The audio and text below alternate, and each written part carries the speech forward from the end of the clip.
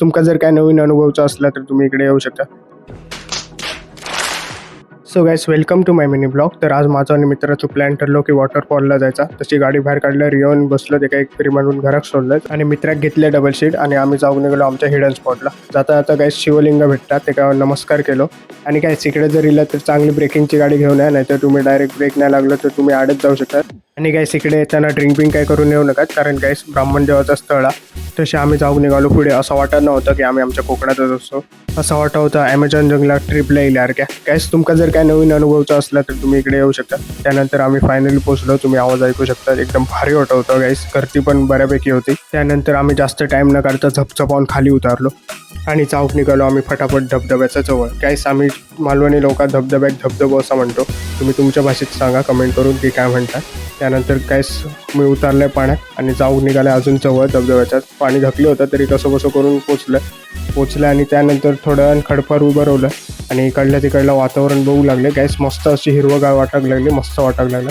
नंतर पाण्यात उभं होते तर गुजगुले होऊ लागले आणि खाली बघू लागले तर मासे पायात गुजगुले करत होते. गाईस इकडे मासे पण असतात बऱ्यापैकी. त्यानंतर इकडलं गाईस व्ह्यू दाखवायचं तुमका, एक नंबर वाटतं गाईस. आणि त्यानंतर आम्ही पाण्यातनं बाहेर येलो आणि जाऊन निघालो वरती जाऊ, कारण गाईस वरल्या साईड एक पण मस्त असतं, एक बारके बारके वॉटरफॉल होत. तिकडे पोहण्याची जागा बरी आहे, कारण इकडे गाईस मोठे मोठे जरा खडका असल्यामुळे जरा प्रॉब्लेम येतात, पाय आपटतात खडका. त्यानंतर गाईस तुमका इकडलं व्ह्यू दाखवायचा, मस्त वाटतं. आणि गाईस जर तुमका या प्लेसवर यायचं असलं तर तुमका आधी माका फॉलो करूचा लागतला. मी तुमका पर्सनली मेसेज करून तुमका सांगेन प्लेस कुठे गेली आती.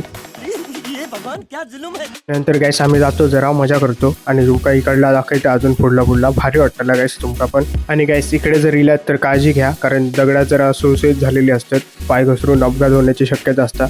आणि त्याचबरोबर तुमच्यासोबत लहान मुलं इले त्यांची पण काळजी घ्या, त्यांना पण कोणती इजा होता नाही.